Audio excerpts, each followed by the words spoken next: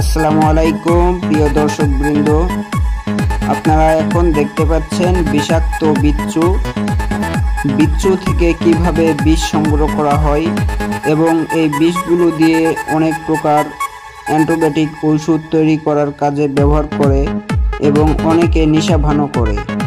তো আমরা অবশ্যই বিচ্ছু থেকে সাবধানে থাকব, কারণ এদের বিষ অনেক। এই বিচ্ছুগুলো অ্যামাজনে পাওয়া যায় বেশিরভাগ। দেখেন কত সুন্দরভাবে বিচ্ছু থেকে বিষ বের করে নিচ্ছে, কিন্তু এই কাজগুলো যারা অভিজ্ঞ নাই তারা অবশ্য করতে পারে না। দেখেন, এক বোতল বিষ জমা করে নিয়েছে। কতগুলো বিচ্ছু থেকে এই বিষটি সংগ্রহ করা হয় তাহলে বুঝতে পারতেছেন।